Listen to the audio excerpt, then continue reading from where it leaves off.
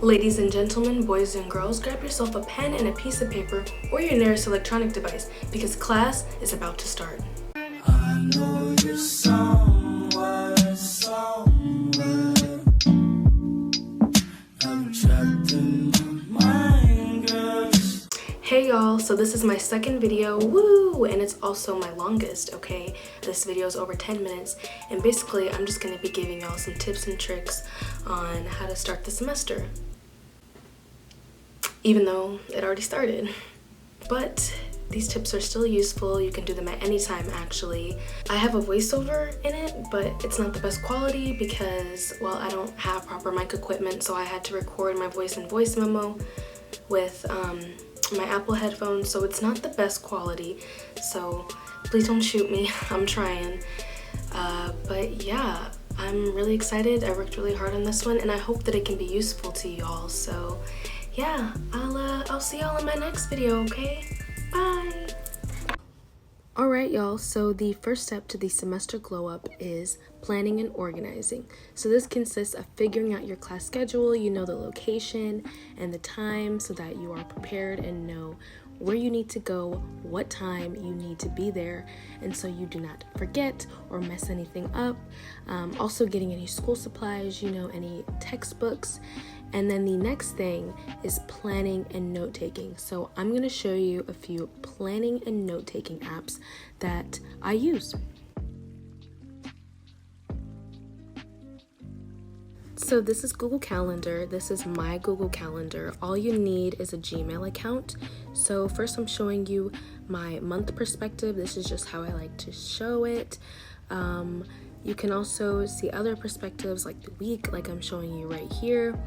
You can look at things through a day perspective if you have a lot of things going on in one day.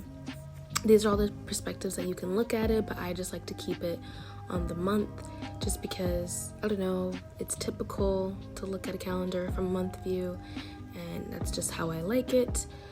So as you can see, these are all the things that I have planned. I don't have much in there. I will add more, but now I'm just going back and showing you my last month's calendar, which was filled to the brim because of finals week. So as you can see, all my school stuff is in like reds and oranges. Reminders are set in this blue color, and reminders you set separate. You can set events and reminders. So if you click the plus sign, I'll show you that you can add a title, and like I said, you can make it an event or a reminder. You can choose the date and what time the event or reminder should take place. You can add a description, and then here is a view that shows more options. If it's a bill that you have to pay and it's a monthly bill, then you can set it monthly. You can customize it to whatever time this event or reminder should repeat, and you can change the color. Like I said, I like to have my school stuff in like red and orange to show urgency. I also have like yellow set as like my fun stuff, you know, hang out with my friends or my boyfriend, stuff like that. So you should definitely color coordinate it so you know what's going on. Also, you should have a planner, whether this is digital, you know, there are PDFs and ones that you can buy online, or you can even create your own on some app, as well as a tangible planner, so one that you physically write in. If you cannot afford to get a planner, you can literally just get a piece of paper or like a 99-cent regular notebook and create your own. You need to keep track of your assignments because that is very important, obviously.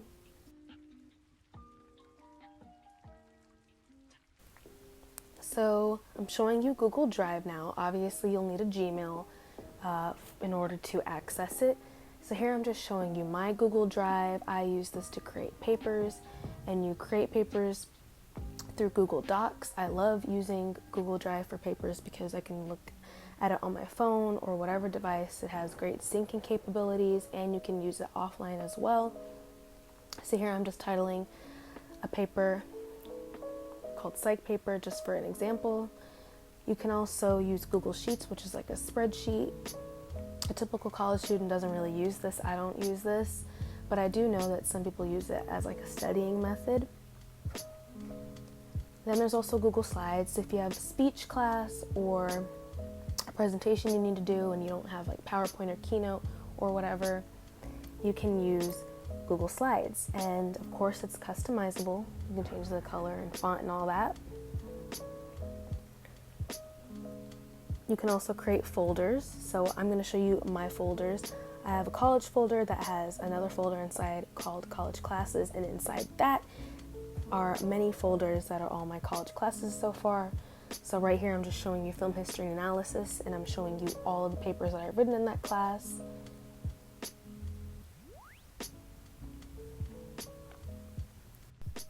So that's Google Drive, y'all.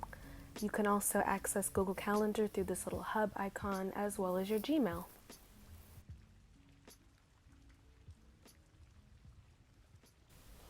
Alright, y'all, so this is Microsoft OneNote. You're going to need a Microsoft email, and I'm pretty sure you're going to need a OneDrive, so keep that in mind. But this is a digital note-taking app, so if anyone's interested in digital note-taking or, already into it and you want to find a different app, this is it. So right now I'm just showing you how to make a new notebook. You are able to choose whatever color you want, and for the name, I would make the name your class title, the name of the class, but for right now I'm just showing you, this is an example.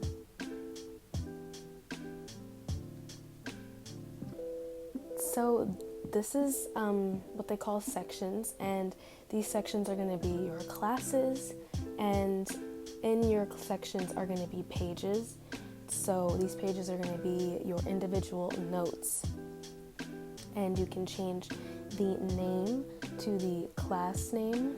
That's what I would recommend, obviously, because the sections are your classes. So I'm just putting a few examples of my classes to show you.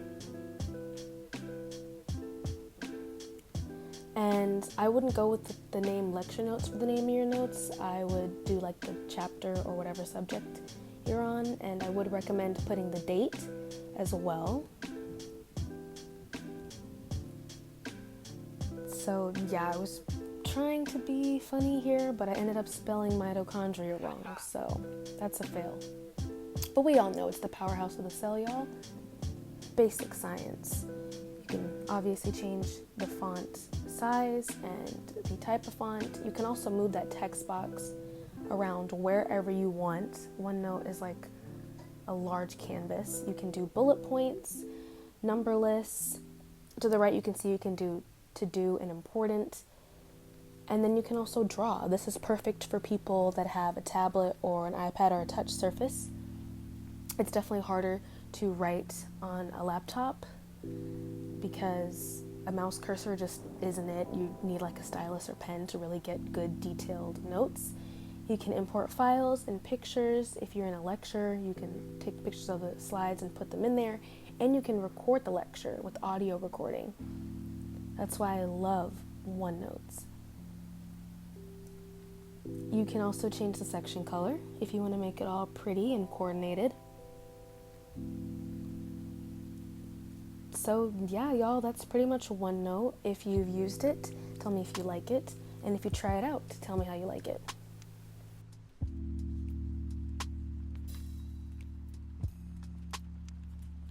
So this is GoodNotes. I know most people use this when they have a touch surface, like I said, like an iPad with a stylus or pen, because it's a lot easier to draw. Most people use GoodNotes for its drawing capability, not necessarily for its typing. And this is a weekly planner PDF that I already have. As you can see, it's really hard to draw with the mouse cursor. It just doesn't work. So yeah, I'm just showing you the little toolbar. You click new and you can create a new notebook, a new folder. You can import images, take a photo, and you can do quick notes, which are individual notes that you don't want to put in a notebook. You can change the type of paper that you want. And for people that like to draw their notes, I would recommend grid, just to make it more clean. I'm pretty sure you can change it back to blank when you're done with your note taking, just to make it look more pretty. So yeah, there's me just doodling. You can obviously highlight. Anybody that's really into color coordinating their notes and highlighting, you're gonna love GoodNotes. That is if you have, a touch surface. And now I'm showing you how to make a notebook, so you can actually change the notebook cover. I ended up just choosing the waves, and you can change the type of paper that you want in the notebook. I just stuck with ruled wide, and then for the title, it would obviously be your class name. So you should have multiple notebooks for multiple classes. And here's me just doodling again. How many times have I done that squiggle, y'all? Like, come on. If you press the plus sign in the right corner, you can add more pages and do the same of taking a photo and importing it. And I finally decided to not do the squiggle this time.